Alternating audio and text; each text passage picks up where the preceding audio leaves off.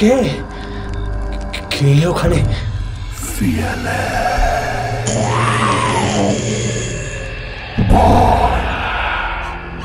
যেখানে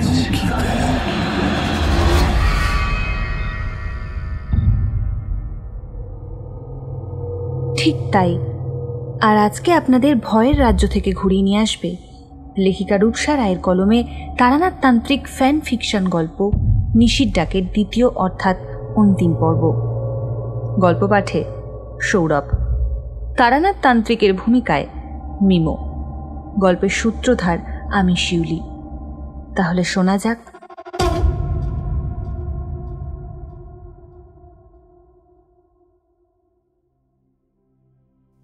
গত দুদিন ধরে মনটা বড় আনচান করছে। অবশ্য করবে নাই বা কেন? তারানাথের এই গুণ বলা যায়, কোনো সাধারণ গল্প যেমন সে অসাধারণ রূপ দিতে পারে, তেমনি আবার কোনো অসাধারণ গল্প বলার পর তার সঙ্গে জুড়ে থাকা আরেকটা গল্প শোনার আগ্রহ বাড়িয়ে দিতে পারে। ওনার মুখে গল্প শোনার জন্য আজকাল আমরা মুখিয়ে থাকি, কিন্তু কাজের চাপে সময় হয়েই ওঠে না। গত সপ্তাহটা জুড়ে বৃষ্টি তার প্রকোপ দেখিয়েছে। এই থামে তো আবার নামে, বিরাম নেই যেন তার। আকাশ পরিষ্কার হওয়ার নাম নিচ্ছে না, কিন্তু অফিসের চাপ এতে মোটে থেমে থাকেনি, বরং দ্বিগুণ বেড়েছে। সত্যি বলতে শুধু আমার নয়, অফিসের সবার চাপ বেড়েছে বলা চলে। বৃষ্টির তোড়ে আজ এ কামাই তো কাল ও কামাই। আর কামাই করতে যেমন ভালো লাগে, তার চেয়েও বেশি কষ্ট লাগে যখন দুদিনের জমে থাকা সমস্ত কাজ একবারে জমা হয়। অফিসের বেশিরভাগের দশা হচ্ছে তাই। অতিরিক্ত বৃষ্টির জোরে নানান জায়গায় গাড়ি ভালো চলছে না। অনেকেই তো এদিক ওদিক থেকে আসে, আর ফলত কোনোদিন দেরি তো কোনোদিন অফিস আসা বন্ধ। প্রথম প্রথম এটা উপভোগ করবে বলে সবাই ভেবেছিল, কিন্তু হলো কিনা উল্টো। এখন সবার অবস্থা বড়ই খারাপ। তবে আমার একদিকে ভালো হয়েছে, এই বৃষ্টির মধ্যে আমি রোজ অফিসে গেছি, ফলে অতিরিক্ত চাপ পড়েনি। সত্যি বলতে কামাই করার ইচ্ছাটা আমার ছিল না এমন নয়, বরং ছিল 16 আনা, কিন্তু বাড়িতে থাকার আর এক জ্বালা। এত গাধার খাটুনি মাঝে মাঝে খাটতে হয়, তার চেয়ে অফিসের কাজ ঢের ভালো। এই বৃষ্টির অতিরিক্ত বাড়াবাড়ি শুরু হয়েছে প্রায় সপ্তাহখানেক। আর আগের সপ্তাহতে আমাদের বাড়িতে কয়েকজন অতিথিদের আগমন হয়, কিন্তু রোজ সারাদিন বৃষ্টি লেগে থাকায় ট্রেনও ভালো চলছে না, ফলে তারাও রয়ে গেছে এখানে। তাতে অবশ্য আমার কোনো সমস্যা নেই, তবে যেটুকু ফাঁকা সময় পাচ্ছি সেটুকুও তাদের সময় দিতে হচ্ছে। ফলত তারানাথের বাড়ি যাওয়া একেবারেই ঘুচেছে। গতদিনের গল্পটা কয়েকদিন ধরে মাথায় বড্ড ঘুরপাক খাচ্ছে। অনেকগুলো প্রশ্ন বারবার মাথাচাড়া দিয়ে উঠছে, কিন্তু জিজ্ঞাসা করার জন্য যাকে দরকার তার কাছে যাওয়ার সুযোগই হচ্ছে না। আর সকালে চোখ কচলে যখন উঠে বসি, দেখি বাইরে টিপ টিপ করে তখনও বৃষ্টি হচ্ছে। সেটা দেখে মনটা সত্যি খারাপ হয়ে গেল। আজ রবিবার, ভাবলাম সকাল সকাল একটু হেঁটে আসব, সাথে একটু পাড়ার মোড়ে আড্ডাটাও হবে। কিন্তু এমন বৃষ্টিতে কাদা মাখা রাস্তায় আর কি হবে? এসব ভেবে মনটা খারাপ হতেই স্ত্রীর নির্দেশে এলো বাজারে যাওয়ার পালা। রবিবার বলে কথা, একটু মাংস না আনলে হয়? বাঙালিদের এই রবিবারে গরম ভাতের সঙ্গে মাংস খাওয়ার ব্যাপারটা একটা বাঙালিই বোঝে। আর সাথে দুপুরের ভাত, ঘুম, আহা স্বর্গসুখ যেন। বাজারের থলেটা নিয়ে ছুটলাম বাজারে। সবজি মাংস সব কিনে বাড়িতে দিয়ে একটু বেরোবো ভাবছিলাম, কিন্তু তখনই আবার জোরে বৃষ্টি নামল। অগত্যা বিছানায় হেলান দিয়ে বসে একটা বইয়ের পাতায় চোখ রাখলাম। কখন যে ঘুমে ঢলে পড়েছি খেয়াল করিনি। ঘুম যখন ভাঙল তখন স্ত্রী দুপুরের খাবার খেতে ডাকছে। স্নান সেরে খেয়ে দে উঠতে উঠতে বেলা 3টে। দুপুরবেলাটা অন্যদিন হলে ঘুমিয়ে নিতাম, কিন্তু আজ আর ঘুম আসবে না। সবেমাত্র ঘুমিয়ে উঠেছে কিনা তাই বেরিয়ে পড়লাম। পাড়ার চায়ের দোকানের ঝাঁপ খোলা দেখে একটু অবাকই হলাম। ভাবিনি এমন সময় সেটা খোলা থাকবে। কাছে গিয়ে জানলাম এখন চায়ের দোকানে বেশ রমরমা চলছে, লোকজনও ভারী হচ্ছে, তাই সে চায়ের সাথে রুটি তরকারিও বানানোর কথা ভেবেছে। সেই মতোই চলছে তোড়জোড়। বিকেল হলেই যাতে রুটি আর তরকারির যোগান দিতে পারে। দোকানের সাথে গল্প জুড়ে দিতে বেশিক্ষণ সময় লাগলো না। লোকটা বেশ খোলামেলা মনের, ফলে তার সঙ্গে আলাপ করে ভালোই লাগলো। এতদিন আসছি, তবে এত কথা হয়নি। আজ হয়ে বেশ ভালো লাগলো। এদিকে গল্পের তোড়ে কখন যে বেলা বেড়ে বিকেল হয়ে গেছে খেয়ালই করিনি। এক কাপ চা খেয়ে বাড়ি ফিরলাম। মিনিট 10 কাটতেই দেখি দরজায় টোকা পড়ছে। কেন জানি না মনে হলো কিশোরী এসেছে। মনে হওয়ার কোনো কারণ নেই, তবু মাঝে মাঝে আমার ষষ্ঠ ইন্দ্রিয় এমন অনেক কিছুই জানান দেয়। দরজা খুলতেই আমার ধারণা সত্য প্রমাণিত হলো। দেখি এক গাল হেসে দাঁড়িয়ে আছে কিশোরী। অনেক দিন বাদে তাকে দেখতে পেয়ে বেশ ভালোই লাগলো। কি ব্যাপার, এভাবে তাকিয়ে দেখছো কি? বৃষ্টিতে ভিজে একদম চুপসে গেছে প্যান্টটা। ইস ইস, এই ছাতাটা কোথায় রাখি বলো তো? এই তো, রাখো না, এই কোণে রাখো। এসো এসো, ভেতরে ঢুকে এসো। চলো ঘরে চলো। না না, ঘরে না ঢুকে আগে একটু পা ধুই, তারপর ঢুকছি। পায়ে কাদা লেগে একবারে ভূত হয়ে গেছি একদম। তা এতদিন বাদে মনে পড়লো তবে? আহা, এভাবে বলো না, একটু চাপের মধ্যে ছিলাম কি না। তা যাই হোক, তোমার তো আমার কথা মনে পড়ে না। আমিই তো ছুটে আসি তোমার সঙ্গে দেখা করতে, তুমি তো মোটেই যাও না। সময় হলো বড় শত্রু, বুঝলে কিশোরী। এই জন্যই তো সময়ের সদ্ব্যবহার করা উচিত। আজ তো তোমারও ছুটি, চলো না একবার ঘুরে আসি একটু। ঘুরতে যাবে? তারপর এই বৃষ্টির মধ্যে? আর কোথায় ঘুরবে বলো দেখি? বৃষ্টির সঙ্গে যে তার নিদারুণ যোগ আছে, তার বাড়ি না গেলে হয় বলো তো? ঠাকুর মশাইয়ের বাড়ি? ও, আগে বলবে তো। চলো না, অনেক দিন যাওয়া হয় না। আর আগের ওই কাহিনীটা তো আর শোনাই হলো না। কদিন ধরে ওনার কথা আমার খুব মনে পড়ছে। তুমি এসে ভালোই করেছো। চলো চলো, বেরিয়ে পড়া যাক। হ্যাঁ চলো। আমরা আর বিন্দুমাত্র দেরি না করে বেরিয়ে পড়লাম। পাড়ার মোড়ের সামনে দাঁড়িয়ে কিশোরী বলল, গরম গরম তেলে ভাজা ছাড়া সন্ধ্যাটাই অসম্পূর্ণ থেকে যায়। নিয়ে নি, দাঁড়াও। ও দাদা, কি কি আছে? আলুর চপ, সিঙাড়া, ফুলুরি, বেগুনি সব হবে তো? দিয়ে দিন তবে 4টে করে। তুমি তেলে ভাজাটা নাও, আমি চট করে গিয়ে ঠাকুরমশাইয়ের প্রিয় পাসিং শোয়ের প্যাকেট নিয়ে আসি। মিনিট 10 মাত্র বিরতি নিয়েছিল আকাশ। আবার ঝেঁপে বৃষ্টি নামল। আমরা দুজনেই তাড়াতাড়ি করে দৌড়ে কোনো মতে মডলেন পৌঁছালাম। আরে কাকা বাবুরা যে, আরে তাড়াতাড়ি ভেতরে আসুন। এ মা, একেবারে ভিজে গেছেন আপনারা। দাঁড়ান, আমি চট করে গামছাটা নিয়ে আসি আপনাদের জন্য। চারিমা গামছা আনতেই আমরা হাত পা সাথে মাথাটা ভালো করে মুছে নিলাম। আপনারা বসুন, বাবামশাই বাড়িতেই আছেন ভেতরের ঘরে, আমি এক্ষুনি ডেকে দিচ্ছি। কি হে, খবর কি তোমাদের? চারির কথা শেষ হতেই ঠাকুরমশাই বেরিয়ে এলেন ভেতর ঘর থেকে। ভালোই ঠাকুরমশাই, আপনি বলুন কেমন আছেন? ঠাকুরমশাই হেঁটে ঘরে ঢুকলেন। দেখলাম তিনি যেন একটু খুঁড়িয়ে হাঁটছেন। ওমা, পায়ে কি হলো? ওভাবে হাঁটছেন যে? আর বলো না, একটু মুচকে গেছে বুঝলে। চারিমা আমার বড় সেবা যত্ন করছে, তাই দেখো না, নিজে হাতে চুন হলুদ লাগিয়ে দিয়েছে। তাই তো বেশ হেঁটে চলে বেড়াতে পারছি, না হলে যা দশা হয়েছিল তাতে আর বিছানা থেকে নামার সৌভাগ্য হতো না। সে কি, তা মুচকালো কিভাবে? কদিন ধরে যা বৃষ্টি, অনেক কটা জামা কাপড় কেচে মেলে দিয়েছিল চারিবা। দুদিন ধরে খালি কাচ্ছে আর মেলছে, আর তার উপরে জুপরি বৃষ্টি এসে সব ভিজিয়ে দিচ্ছে। কালকে দেখি সকালবেলা একটু রোদ উঠেছে, সেই দেখে ও আবার সেগুলো ধুয়ে মেলেছিল বাইরের উঠোনে। আর সেসব মেলে সে বেরিয়েছিল পাড়ার মোড়ে, আর ওইটুকুর ব্যবধানে বৃষ্টি চলে এলো।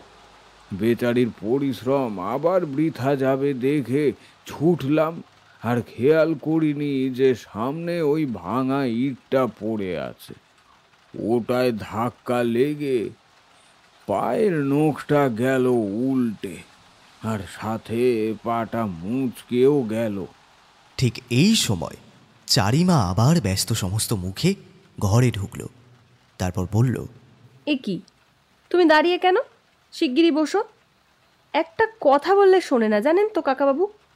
এমন পায়ের অবস্থা, তাও ওনার হাঁটা চলা করতেই হবে। উফ, আর পারি না। বুঝলে তো তোমরা, দেখেছো কেমন বকছে আমায়। একা পেয়ে সব রাগ আমার উপরেই দেখাচ্ছে মেয়েটা।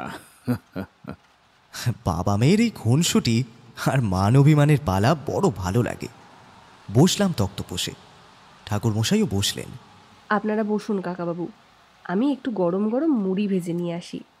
চারিমা ভেতরে যেতেই আমরা ঠাকুরমশাইয়ের হাতে পাসিং শোটা এগিয়ে দিলাম। এই নিন।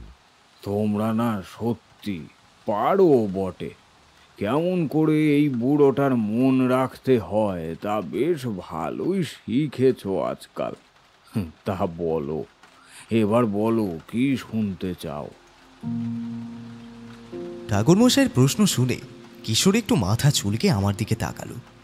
বন্ধুর দিকে তাকিয়ে লাভ নেই কিশোরী, আমি সব জানি।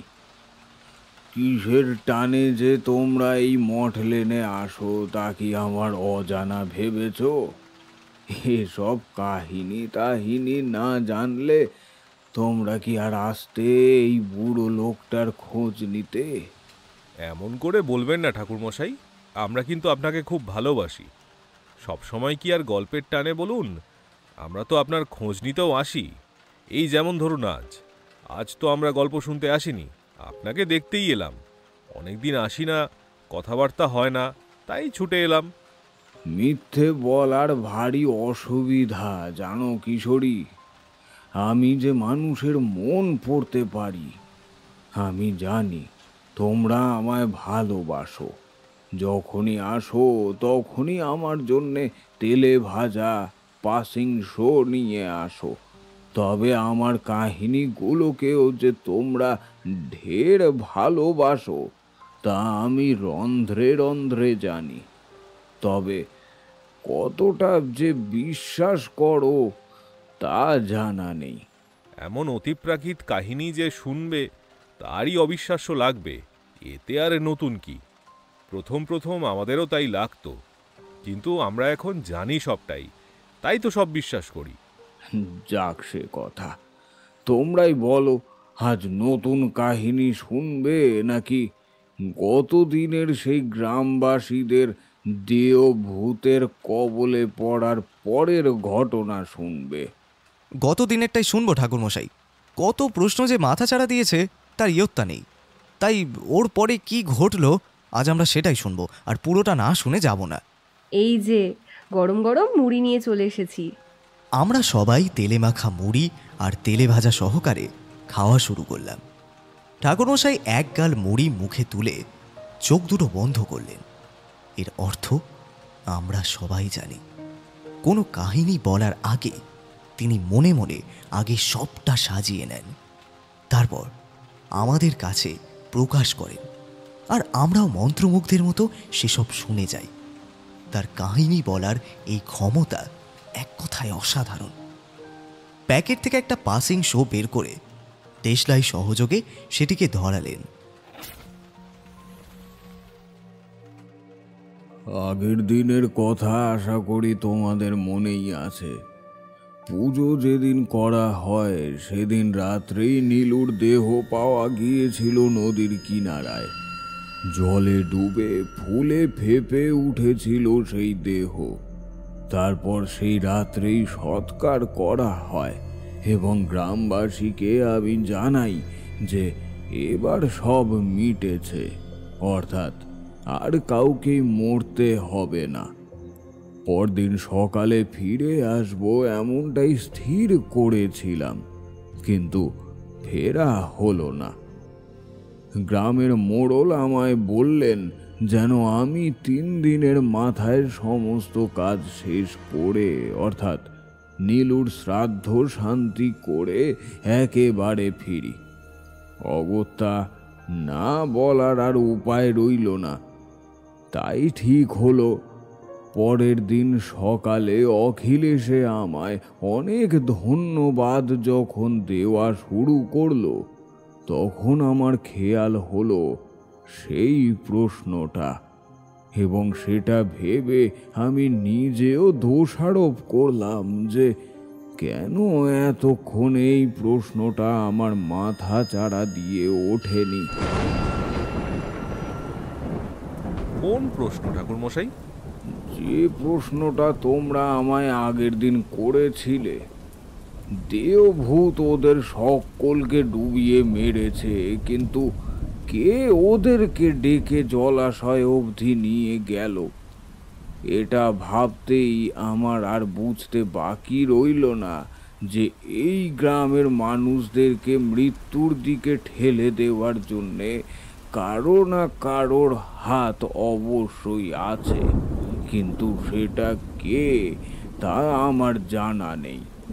আমি অখিলকে ডেকে পাঠাতেই সে ছুটে আমার কাছে এলো। আমি তাকে প্রশ্ন করলাম, আচ্ছা অখিল, আমায় একটা কথা বলো তো, এই গ্রামবাসীদের ক্ষতি চায় এমন কি কেউ আছে? ক্ষতি চায় না, এমন তো কেউ থাকতেই পারে না। দেখুন, পাশের গ্রামও খুব ভালো, ওদের সঙ্গে আমাদের ভারী সখ্যতা। খাবার দাবার যায় এখান থেকে, আবার ওদিক থেকেও আসে। কিন্তু ক্ষতি কেন কেউ চাইবে? আমি অন্য গ্রামের কথা বলছি না, আমি কোনো একজন মানুষ বা কোনো দলের কথা বলছি, যারা হয়তো এই গ্রামেরই কেউ হবে, কিংবা বাইরেরও হতে পারে, কিংবা যাযাবর হতে পারে, যারা কোনো না কোনো দিন এই গ্রামের ক্ষতি চেয়েছিল। কোনো শত্রুতা আছে, কিংবা ধরো এখানকার মানুষজন সবাই মিলে তার বিরোধিতা করেছে, ক্ষতি করেছে, তাই সে প্রতিশোধ নিচ্ছে। না ঠাকুর মশাই, এমন কারুর কথা তো আমার আপাতত মনে পড়ছে না। তবু আমি একটু জেনে নিয়ে তারপর আপনাকে জানাচ্ছি। হ্যাঁ। অখিল চলে যেতেই আমি বেশ চিন্তায় পড়লাম। কি যে হবে ভেবে পেলাম না। কেউ তো অবশ্যই আছে, কিন্তু সে কে? হয়তো অখিল জানে না, কিন্তু এখন তবে আমি তার কথা জানবো কিভাবে? গ্রামের কোনো বয়োজ্যেষ্ঠর কাছে আমায় যেতে হবে, তাহলেই এর সমাধান আমি বের করতে পারবো। বয়োজ্যেষ্ঠের কথা মনে পড়লে সবার আগে আমার এই গ্রামের পুরোহিত মশাইয়ের কথাই মনে এলো। তার বয়স 70 ছুঁয়েছে। তার কাছে জিজ্ঞাসা করলে নিশ্চয়ই পাওয়া যাবে। ঠিক করলাম, বেলা একটু বাড়লে আমি তার কাছে যাব। দুপুর তখন 12টা হবে। অখিল ফিরল বাড়িতে, আমায় ডেকে বলল, ঠাকুরমশাই, আপনি যেমন বললেন তেমন দুজন মানুষ আছে, মানে আমি খবর নিয়ে জানতে পারলাম। একজনের নাম হলো রবিন সামন্ত, আর আরেকজন হলো জপেশ তপাদার। তবে এরা কেউই আজকাল এই গ্রামে থাকে না। কোথায় থাকে তাও জানা যায়নি। আপনি একটা কাজ করুন, আমাদের গ্রামের পুরোহিত মশাইয়ের কাছে চলুন, তিনিই কিন্তু আপনাকে সবটা খুলে বলতে পারবেন। আমিও সে কথাই ভেবেছি অখিল। চলো, তবে আর দেরি করা ঠিক হবে না। দুজনে বেরিয়ে পড়লাম। মন্দিরের একদম কাছেই পুরোহিত মশাইয়ের বাড়ি। একতলা বাড়ি, সামনে বড় উঠোন, সেখানে চাপা, চন্দ্রমল্লিকা, শিউলি ফুল শোভা পাচ্ছে। একদিকে দুটো আম গাছ আর একটা জাম গাছও নজর এড়ালো না। দাওয়ার সামনে যেতেই পুরোহিত মশাই এগিয়ে এলেন। কি অখিল, নিয়ে এসেছো ঠাকুর মশাই? কি আসুন আসুন ঠাকুর মশাই, ভিতরে আসুন। আপনার সব কথাই জানি, গ্রামের লোকের মুখে শুনেছি, ভাববেন না। হ্যাঁ, গতকাল ওখানে আমিও উপস্থিত ছিলাম। তবে আলাপ জমানোর মতো পরিস্থিতি না থাকায় আর কথা হয়ে ওঠেনি। এ কি, বাইরে দাঁড়িয়ে কেন? ভিতরে আসুন, ভিতরে আসুন। আমরা ভিতরে গিয়ে বসলাম। তিনি বললেন, আচ্ছা, কি কি খাবেন বলুন? আপনি যা আজ্ঞা দেবেন সাধ্য মতো চেষ্টা করব। দুপুরবেলা গৃহস্থের বাড়িতে এসেছেন, না খেয়ে কিন্তু যেতে পারবেন না। হ্যাঁ, আচ্ছা, ভাত খাওয়ার আগে একটু কিছু মুখে দিন। হ্যাঁ, দাঁড়া। আমি না না করলেও তিনি আমায় আম, জাম, লিচু ইত্যাদি ফল কেটে সামনে দিলেন। এবার বলুন ঠাকুর মশাই, কি জানতে চান বলুন। এই গ্রামবাসীদের ক্ষতি চায় এমন মানুষের কথা জানতে চাই, এমন কেউ যে প্রতিশোধ নিতে এমন কাজ করতে পারে। অখিল একটু আগে আমার কাছে এসেছিল, আমি ওকে বলে পাঠালাম। ওই একজন তো রবীন সামন্ত, আর একজন জপেশ তপাদার। হ্যাঁ, এদের সম্পর্কে যদি খুলে বলেন তবে বেশ ভালো হয় ঠাকুর মশাই। বলছি, তবে আগে আগে বলি ওই রবীন সামন্তর কথা। এনার বয়স ধরুন ওই 55 কিংবা 60 হবে। আমার চেয়ে প্রায় 10-15 বছরের ছোট সে। হ্যাঁ, এই গ্রামেই সে থাকতো, তার বাবা, মা আর ভাইয়ের সাথে। পড়াশোনাও এই গ্রামে। দিন যেতে লাগলো। সে ছিল এখানকার সবজি বিক্রেতা, তবে যথেষ্ট প্রতিপত্তি ছিল তার। অন্য গ্রামে সবজি পাঠিয়ে সে যথেষ্ট মুনাফা লাভ করত। সময়ের সাথে সাথে সংসারী হলো রবীন। বিয়ে করে আনলো পাশের গ্রামের মেয়ে নিতাকে। খুব ভালো মেয়ে ছিল সে, কিন্তু একদিন তার অবস্থা ভালো থাকতো না। মেয়েটার একটা রোগ ছিল, ওই যেটাকে বলে খিঁচুনি। মুখ হাত বেঁকে পড়ে থাকতো মাঝে মাঝে। বাবা মা গরিব চাষি, মেয়ের রোগের কথা চেপে বিয়ে দিয়ে দিয়েছিল।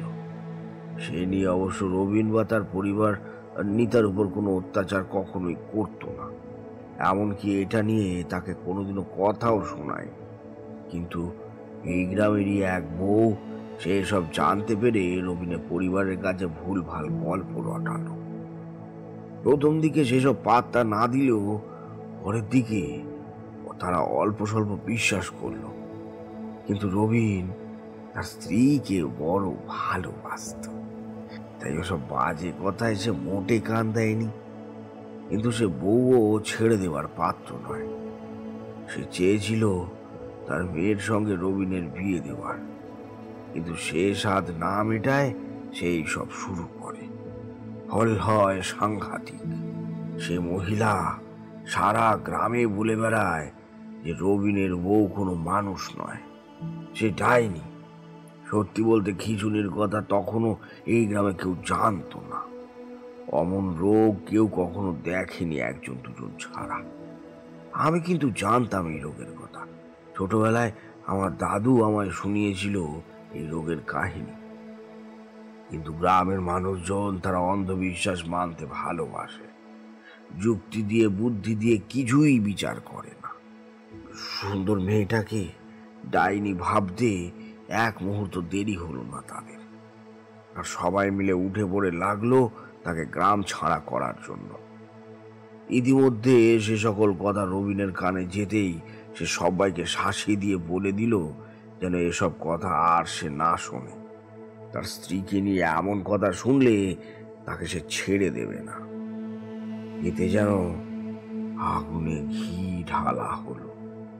মানুষজন রবিনের বাড়ির লোককে নিতার নামে মিথ্যে কথা, মিথ্যে রটনা শোনাতে লাগলো। রবিনের বাবা এসব না শুনলেও রবিনের মায়ের মন টলল। সে রবিনকে বলল যেন নিতাকে সে বাপের বাড়ি দিয়ে আসে এবং নতুন করে একটা বিয়ে করে। কিন্তু রবিন সে কথা এক কান দিয়ে শুনে আর এক কান দিয়ে বের করে দিল। দিন দিন পরিস্থিতি আরো বিগড়াতে লাগলো। নিতা বাড়ি থেকে বেরোতে পারতো না, বেরোলে সবাই থেকে ডাইনি বলে ডাকতো। দোকানে কোনো সামগ্রী নিতে গেলে তাকে সেসব না দিয়ে সবাই দূর দূর করে তাড়িয়ে নিত। এসব আর সহ্য করতে পারলো না রবিন। সে ঠিক করলো নিতাকে নিয়ে সে এই গ্রাম ছেড়েই চলে যাবে। সেই মতো তার বাবা মাকেও বলল সে কথা, কিন্তু তারা যেতে চাইল না। অগত্যা রবিন তার স্ত্রীকে নিয়ে পরের রবিবার বেরোবে বলে ঠিক করলো। এই কথা গিয়ে পৌঁছলো সেই মহিলার কানে। সে দেখলো তার ইচ্ছায় জল ঢালা হচ্ছে। সেই রাগে সে আরো গর্জে উঠল। লোকজনের বাড়ি বাড়ি গিয়ে খবর রটিয়ে দিল যে রবিনকে বশ করে ওই নিতা তাকে নিয়ে পালাচ্ছে। রবিনের প্রাণ নিয়ে সে ফিরবে আর সবাইকে মেরে ফেলবে। এখন বাঁচতে গেলে একটাই উপায়, ওদের আটকানো। রবিবার সকাল থেকে গ্রামের মানুষজন রবিন সহ তার স্ত্রীকে আটকে দিল। সেই মহিলা চেঁচিয়ে চেঁচিয়ে বলতে শুরু করলো যে নিতাই হলো ডাইনি, আর তাকে যেমন গ্রাম থেকে দূরে পাঠানো যায় না, তেমনি গ্রামেও রাখা যায় না, তাকে পুড়িয়ে মারা উচিত। এইসব শুনে রবিন হিতাহিত জ্ঞান শূন্য হয়ে পড়ল। আর ঠিক এমন সময় নিতার খিচুনি শুরু হতেই সে হাত মুখ বেঁকে মাটিতে বসে পড়ল। এইসব দেখে লোকজনের ধারণা হলো যে হ্যাঁ, সব সত্যি, সে একটা ডাইনি বটে, আর সেভাবেই হয়তো সকলকে মেরে ফেলবে। গ্রামের লোকজন রবিনকে তার স্ত্রীর থেকে আলাদা করে বেঁধে রাখলো, আর ওদিকে তার স্ত্রীকে ওই অবস্থায় তুলে নিয়ে যাওয়া হলো। আমি আর গ্রামের দু একজন প্রতিবাদ করলাম, সাথে রবিনের বাবা মা ভাইও করলো, কিন্তু গ্রামবাসীরা কোনো কথাই শুনল না। তারা কাঠ জোগাড় করে আগুন জ্বালিয়ে তার উপর ফেলে দিল নিতাকে। প্রকাশ্যে তার দেহ পোড়াতে শুরু করলো। রবিন কাঁদতে কাঁদতে হাত পা ছুড়ল। ওদিকে সেই নিতার আত্মচিৎকার যেন গ্রামবাসীদের সমবেত চিৎকারের চেয়েও জোরে শোনা যেতে লাগলো। হায়, মেয়েটার দেহ পুড়ে ছাই হয়ে গেল, আর আমরা কিচ্ছু করতে পারলাম না, জানেন, কিচ্ছু না। 3 দিনের মাথায় রবিন গ্রাম ছেড়ে যে কোথায় চলে গেল তা আমরা আজও জানি না। ওকে কোথাও খুঁজে পাওয়া যায়নি। গ্রামের সবাই ধরেই নিয়েছে যে সে আর বেঁচে নেই, কিন্তু রবিনের লাশ কিন্তু পাওয়া যায়নি কোথাও। এখনো অধরা সে আদেও বেঁচে আছে কিনা। তার বাবা মা ভাই একে একে সবাই মারা গেছে। এবারে রবিন যদি বেঁচে থাকে তবে তার পক্ষে প্রতিশোধ নেওয়াটা স্বাভাবিক। সে যে গ্রামবাসীর ক্ষতি চাইবে, এতে আর আশ্চর্য কি? এতগুলো কথা বলে থামলেন পুরোহিত মশাই। তার চোখ থেকে তখন জল গড়িয়ে পড়ছে। মানুষজন এরকম ঘৃণ্য কাজ কিভাবে করতে পারে? এর চেয়েও অনেক ঘৃণ্য কাজ করতে পারে অখিল, অনেক ঘৃণ্য কাজ করতে। তোমার বয়স কম, তাই অনেক কিছুই জানো না। আগেকার দিনে সতীদাহ প্রথার কথা তো আর অজানা নয়। তুমি বলো, ওটা কি কোনো সুস্থ মানুষের ভাবনা চিন্তা? এ তো গেল রবিন সামন্তের কথা। আর একজনের নাম বললেন আপনি, ওই যে জপেশ তপাদার। হ্যাঁ, ও আমার চেয়ে ওই বছর 20 ছোট হবে। না না, 20 নয়, 21 বছরের ছোট। হ্যাঁ, মানে এখন ওর বয়স ওই ধরো 49 হবে। যখন এ ঘটনা ঘটে তখন ওর বয়স অনেক কম, ওই 16 কি 17 হবে। কিন্তু ওই বয়সে সে যা কিছুর সাক্ষী হয়েছিল তাতে যেন ওর বয়স এক ধাক্কায় বেড়ে গিয়েছিল। ওর বাবা ছিল খুব গরিব, দিন আনা দিন খাওয়া মানুষের মধ্যে ছিল ওরা। খুব কষ্ট করে ওর বাবা মা সংসার চালাতো। ওর একটা ছোট্ট বোনও ছিল, কিন্তু 7 দিনের জ্বরে সে মারা যায়। ওষুধপত্র খাওয়ানোর মতো টাকা পয়সাও তাদের ছিল না, বাচ্চাটাকে বাঁচাতে পারেনি। তাই এই ঘটনার পর ও খুব মনমরা হয়ে থাকতো। একা একা বনে বাজারে ঘুরে বেড়াতো, পুকুরের ধারে বসে জলে ঢিল ছুটতো ঘন্টার পর ঘন্টা। ঠিকঠাক খাওয়া জুটতো না ওর। ওর মা এই পথের পাশে হওয়া শাক তুলে এনে রান্না করে দিত। একবারই কাজ করে মাঝের মধ্যে রুটি আর বেগুন ভাজা আনতো, তাই খেত। আর ওর মা প্রায় দিনই না খেয়ে থাকতো। এসব দেখতে দেখতে যেন গা শোয়া হয়ে গিয়েছিল ব্যাপারটা। কিন্তু দিনকে দিন ওর মা দুর্বল হয়ে পড়ছিল। শ্বাসকষ্ট বাসা বাঁধছিল শরীরের মধ্যে। হাঁপানির টানে হাঁপ ধরে যেত, তবু ভারী কাজ করতে হতো। এইভাবেই একদিন ওর মাও ছেড়ে চলে যায়। বাবা আর ছেলে যেন অকুল সাগরে পড়ে। কাঁদতে কাঁদতে না খেয়ে খেয়ে অসুস্থ হয়ে পড়লে ওর বাবা পাগলের মতো করতে থাকে। লোকের থেকে ধার করে টাকা এনে ওকে বড় ডাক্তার দেখিয়ে সুস্থ করে, কিন্তু সে টাকা ফেরত দেওয়ার ক্ষমতা আর থাকে না। টাকার জন্য পাওনাদার রোজ বাড়িতে আসতো আর বাবাকে গালিগালাজ করত।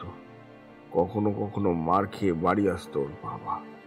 খুব কাঁদতো বাচ্চাটা, সাহায্য চাইতো, কিন্তু কেউই দেখতো না ওদের।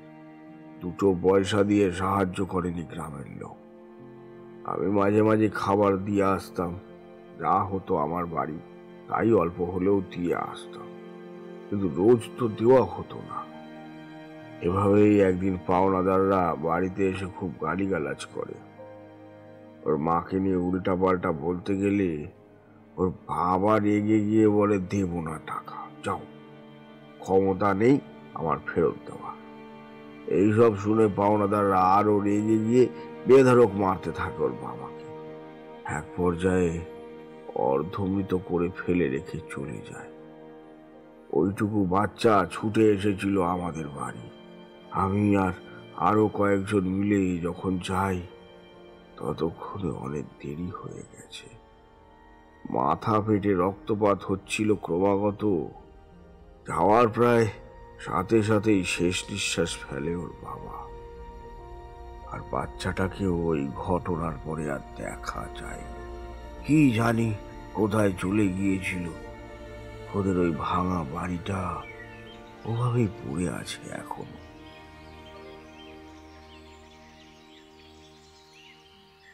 গ্রামের মানুষজন এত নিষ্ঠুর কিভাবে হতে পারে? জানি না অখিল, তবে সেদিন কেউ ওদের পাশে ছিল না। আর হয়তো ওদের মৃত্যুর জন্য পরোক্ষভাবে হলেও আমরাই দায়ী। যথেষ্ট বড় লোক ছিল অনেক পরিবার, কেউ বাচ্চাটার পরিবারের পাশে দাঁড়ায়নি। দাঁড়ালে হয়তো এইভাবে মরতে হতো না ওদের। জানি না আর সেই জপেশের খবর কি, কোথায় আছে সে? দুপুরবেলা পুরোহিত মশাইয়ের বাড়িতেই খাওয়া দাওয়া সেরে নেওয়া হবে এমন কথাই ছিল। খাবার আগে আমি বসলাম চন্দ্র দর্শনে।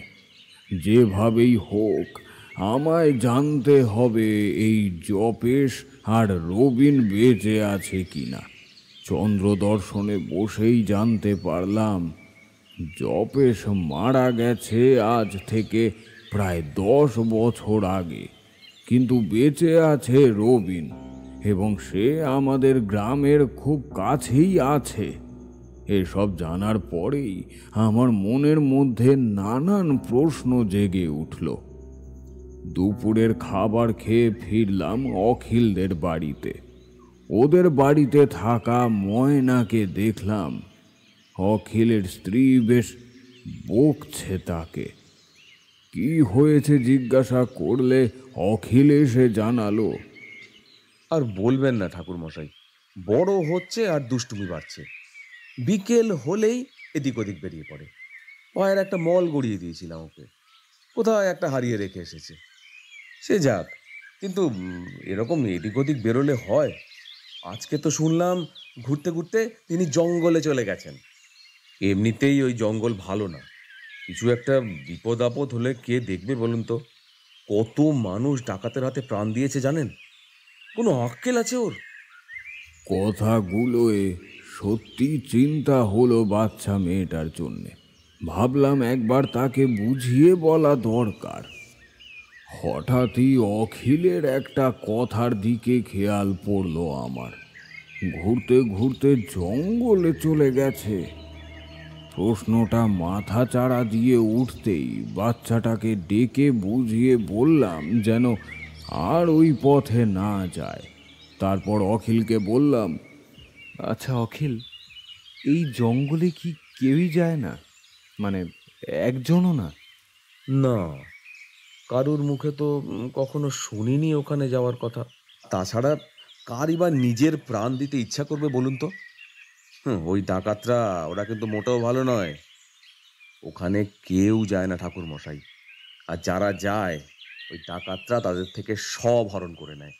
আর কেউ কখনো বা একটুর জন্য প্রাণে বেঁচে যায় যদি তার কাছে কিছু টাকা পয়সা থাকে, আর যদি না পায় তাহলেই মেরে ফেলে। তা হঠাৎ এই প্রশ্ন করলেন ঠাকুর মশাই? বিশেষ কারণ তো আছেই। কি কারণ ঠাকুর মশাই?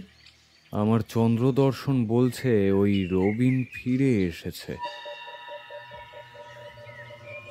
এবং আমার ষষ্ঠ ইন্দ্রিয় বলছে ও এখানেই আছে কোথাও, অর্থাৎ এই জঙ্গলে। ওই জঙ্গলে? কিন্তু কিন্তু কিভাবে সম্ভব সেটা? কেন সম্ভব নয়? না মানে ওখানে তো ডাকাতরা। ডাকাত ওর কিছুই করতে পারবে না, বরং ওই ডাকাতদের জন্য কাল। যাক সে কথা, আমায় একবার সেখানে যেতে হবে। আর কারণ এই গ্রামবাসীর প্রাণ যে ওর উপরে নির্ভর করছে। ওখানে না গেলে হবে না কিছুতেই। ওই যে নিশিকে ডাকছে, ও নিশিকে আহ্বান না করলে কিছুতেই কোনো মানুষ নিজে থেকে ওখানে যেত না, অর্থাৎ নদীর ধারে যেত না। নিশি? নিশি। নিশি ভূত এসে সেই সব মানুষদেরকে ডাকতো এবং ভুলিয়ে ভালিয়ে নদী অবধি টেনে নিয়ে যেত। আর তারপরে তো সবটাই তোমরা জানো। কোনো কিছুই অগোচর নয়। যাক সে কথা, তুমি বরং যাও এখন, আমায় বেরোতে হবে। কি বলছেন ঠাকুর মশাই? আগের বার আমি তাও মেনে নিয়েছিলাম, কিন্তু এবার আর নয়। এবার কিন্তু আমিও যাব, যেভাবেই হোক। আমি আপনাকে একা ছাড়তে পারবো না। সেটা হয় না অখিল, আমার কথা শোনো। ওই পথ মোটেই সুরক্ষিত নয়। প্রচুর বিপদ আমার জন্য অপেক্ষা করছে, তাই আমি কিছুতেই তোমাকে নিয়ে যেতে পারবো না। ঠাকুর মশাই, আপনাকে একা ছেড়ে আমি কিছুতেই নিশ্চিন্ত মনে থাকতে পারবো না। আর তাছাড়া আপনার কিছু হয়ে গেলে? আগের বারের মতো আমি এবারও জোর গলায় তোমায় বলতে পারছি না যে আমার কিছু হবে না, কারণ ওই রবিন যে এখন বড় মাপের সাধু আর কাপালিক হয়ে উঠেছে, তাতে আশ্চর্য হওয়ার কিছুই নেই। তবে তোমার মনকে যখন শান্ত করতে চাও এবং আমার জন্য কিছু করতে চাও, তবে যেটা বলছি সেটা শোনো। আমি একটু বাদেই সেই জঙ্গলের উদ্দেশ্যে বেরোচ্ছি, এবং তুমিও আমার সঙ্গেই যাবে, কিন্তু পুরোটা নয়। আমি তোমাকে ঠিক বলে দেব কোথায় আমার জন্য অপেক্ষা করতে হবে, এবং বাকিটা তোমায় গিয়ে বলছি। দেরি করা ঠিক হবে না। তোমার যদি কোনো কাজ থাকে তাহলে মিটিয়ে নাও, এক্ষুনি আমরা বেরোবো। আমি আর অখিল দুজনেই বেরিয়ে পড়লাম মিনিট 20 বাদে। জঙ্গলের রাস্তা বাড়ির অনেকটা দূরে, প্রায় 40 মিনিট হেঁটে তবে গিয়ে পৌঁছানো গেল জঙ্গলের কাছে। আমি ভেবে যাচ্ছিলাম যে এত দূর ওই বাচ্চা মেয়েটা খেলতে এসেছিল। ভেবে সত্যি মনে হলো যে যাক, তাকে বারণ করে আমি তবে ভুল করিনি। জঙ্গলে প্রবেশ করতেই যাব, তার আগে অখিলকে প্রশ্ন করলাম, জঙ্গল কতটা গভীর? বেশ ভালোই গভীর আছে ঠাকুরমশাই। ওই যে সামনের দিকটা তো দেখছেন, বড় বড় গাছ। এরপর যখন দেখবেন বড় গাছ সব শেষ হয়ে গেছে এবং ছোট ছোট মাঝারি মাপের গাছ চোখে পড়ছে, তখন বুঝবেন জঙ্গলের মধ্যভাগে এসে আপনি পড়েছেন। বেশ, তুমি তবে এখানেই থাকো। আমার আধ ঘন্টা থেকে 1 ঘন্টা সময় লাগবে ফিরে আসতে। যদি তাকে বুঝিয়ে আসতে পারি, আর না হলে হয়তো দেরি হতে পারে। যদি পরিস্থিতি বেগতিক হয়, অর্থাৎ আমার কোনো ক্ষতির সম্ভাবনা, তখন তুমি বুঝবে। যদি 1 ঘন্টা পেরিয়ে যায়, তখন তুমি চাইলে আসতে পারো, তবে একা নয়, গ্রামের লোকজন সাথে নিয়ে আসবে, নয়তো নয়। এমন কেন বললেন? আপনার মন কি বলছিল, বেগতিক হবে? ষষ্ঠেন্দ্রিয় জানান দিচ্ছিল কিছু তো একটা আজ হবেই, এত সহজে সব শেষ হওয়ার নয়। আমি জঙ্গলের ভিতরে প্রবেশ করলাম। বড় বড় বট, অশ্বত্থ, দেবদারু গাছ পেরিয়ে যত ভিতরে প্রবেশ করলাম, অন্ধকার তত বেশি ঘনীভূত হতে লাগলো। ঝিঝি পোকার ডাক শোনা যেতে লাগলো, শেয়ালের ডাক শুনতে পেলাম। নিশাচর পাখিগুলো উড়ে যেতে লাগলো বিভৎস আওয়াজ করে, যেন তারাও ভয় পেয়েছে। অনেকটা হাঁটার পর আমি দেখলাম গাছ আস্তে আস্তে পাতলা হচ্ছে। মাঝারি মাপের কয়েকটা গাছ চোখে পড়ল। বুঝতে পারলাম জঙ্গলের মধ্যভাগে এসে পড়েছি। একটা মাঝারি মাপের গাছের পিছনে দাঁড়িয়ে এদিক ওদিক চাইছিলাম। হঠাৎই কারোর মন্ত্র পাঠের আওয়াজ ভেসে এলো, আর সেটা কানে আসতেই আমি সতর্ক হয়ে গেলাম। আর 1 পা এগোনোর চেষ্টাও করলাম না, বরং সেখানে দাঁড়িয়ে দেখতে লাগলাম। আর তারপর দেখলাম একটি মধ্যবয়স্ক কাপালিক, হাতে তার কমণ্ডলু, পরনে গেরুয়া বস্ত্র, তবে খুবই ছোট। মাথা ভর্তি জটা নেমে এসেছে কাঁধ বেয়ে, দাড়ি গোঁফ বড় বড়। দুটো গাছের আড়ালে ভালো করে দেখতে পেলাম না সে কি করছে। অগত্যা একটু এগোলাম। তারপর দেখলাম সে বসেছে সাধনায়, চোখ বন্ধ করে ক্রমাগত মন্ত্রোচ্চারণ করে চলেছে। হাতে থাকা বেল পাতাটা সে এবার আগুনে দিয়ে দিল। তারপর আবার শুরু হলো মন্ত্রপাঠ। কিছুক্ষণ কাটতেই গম গম করে সে বলে উঠল, গ্রামবাসীদের প্রতি বেশি দরদ না তোর, তুইও মরবি। আমি চমকে উঠলাম। আমি তো মন্ত্র দ্বারা নিজেকে বন্ধন করে রেখেছিলাম, তাহলে সে আমার উপস্থিতি টের পেল কিভাবে? এটা আমার স্থান, আর এখানে তোর কোনো জারি চুরি খাটবে না। এখানের সমস্ত কিছু চলে আমার নিয়মে। তুই কি ভেবেছিস এত সহজে তুই পার পেয়ে যাবি? নিজের গাত্র বন্ধন করে আমারই এলাকায় প্রবেশ করবি, আর আমি কিচ্ছু জানতে পারবো না? হ্যাঁ, এতই সহজ নাকি? বুঝলাম এখানে তাকে হারানো প্রায় অসম্ভব। এখানে নয়, বরং যেভাবেই হোক ওকে বোঝাতে হবে নচেত ওকে বাইরে বের করতে হবে। আমি আর এক মুহূর্ত দেরি না করে গাছের আড়াল থেকে বেরিয়ে সামনে দাঁড়ালাম। আমায় দেখে হো হো করে হেসে উঠল সে।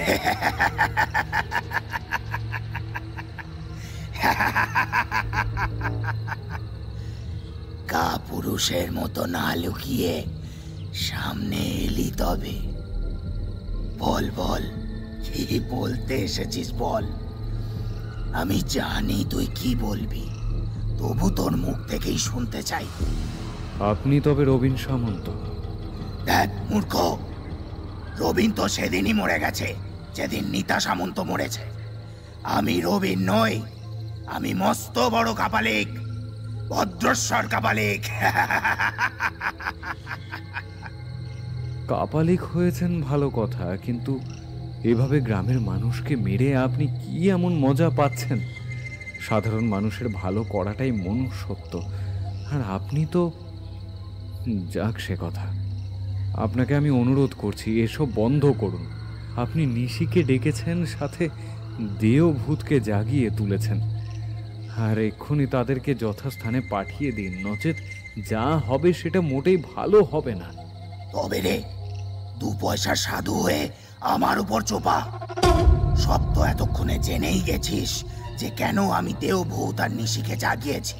তুই বল তবে এই গ্রামবাসীদের শাস্তি কি? যে কজন আমার পরিবারকে শেষ করেছে তাদেরকে আর তাদের পরিবারকে শেষ না করে আমি এই মৃত্যু লীলা থামাবো না কিছুতেই। আর তুই এসেছিস আমায় হুমকি দিতে। চাইলে আমি তোকেও শেষ করে দিতে পারি, কিন্তু করব না। আমি তোকে ছেড়ে দিলাম, যা, এখনো সময় আছে, পালা। কোনো প্রশ্নই ওঠে না পালানোর। আমি কিছুতেই আর কাউকে মরতে দেব না। ইতিমধ্যে প্রচুর মানুষ প্রাণ হারিয়েছে, আর নয়। যথেষ্ট প্রতিশোধ আপনি নিয়েছেন, কিন্তু আর নয়। এবার আপনাকে থামতেই হবে। অনেকক্ষণ ধরে আমার সময় নষ্ট করেছিস তুই। এবার দেখ তোকে আমি কি শাস্তি দিই। বলতে বলতে সে মন্ত্র জপ করতে লাগলো, আর আমি মধুসুন্দরী দেবীর নাম নিতেই যাব, অমনি দেখলাম আমি কোনো মন্ত্র উচ্চারণ করতে পারছি না। প্রতিটা মন্ত্র আমি ভুলে গেছি, কিচ্ছু মনে পড়ছে না আমার। নিজেকে বাঁচানোর মতো যা করা উচিত সে সব আমার মাথায় ঘুরছিল, কিন্তু কোনো মন্ত্র আমি উচ্চারণ করতে পারলাম না। ততক্ষণে কাপালিকের হাসি আকাশ ছুঁয়েছে। কি এক বিশেষ মন্ত্র বলে বলয় তৈরি করে সেটা ছুঁড়ে মারলো সে আমার দিকে, আর সাথে সাথে সেটা আমার গায়ে লাগতেই সারা অঙ্গ যেন জ্বলে গেল আমার। সাথে সাথে জ্ঞান হারালাম আমি, আর তারপর আমার কিছুই মনে নেই। প্রায় তখন রাত 3টে হবে। দেখলাম অখিল আমার জ্ঞান ফিরিয়েছে। আমায় প্রায় কাঁদতে কাঁদতে অনবরত ডেকে চলেছে সে। ঠাকুরমশাই, ও ঠাকুরমশাই, ঠাকুরমশাই, কি হয়েছে আপনার? শুনতে পাচ্ছেন? উঠুন না ঠাকুরমশাই, উঠুন। আয় ভগবান, কেন যে আপনাকে একা আসতে দিলাম? সব আমার দোষ। আমার শাস্তি দাও ঠাকুর, আমার শাস্তি দাও। এনার যদি কিছু হয়ে যায় তবে আমি কি করব ঠাকুর? ইনি যে বড় ভালো মানুষ। চোখ মেলে বসতেই অখিল আমায় জানালো আমি না ফিরলে সে চিন্তায় পড়ে যায়, এবং কাউকে না ডেকেই সে নিজেই একাই আমায় খুঁজতে খুঁজতে জঙ্গলে প্রবেশ করে এবং আমায় জ্ঞান হারিয়ে পড়ে থাকতে দেখে। ইতিমধ্যে সমস্ত কথা আমার মনে পড়ে এবং আমি উঠে সেই কাপালিককে খুঁজতে থাকি, কিন্তু তখনও বুঝতে পারছিলাম না যে কেন আমার কোনো মন্ত্র মনে পড়ছিল না। কি হচ্ছিল আমার সঙ্গে এসব ভাবতে ভাবতে মনে পড়ে এখানে আসার আগের কথা।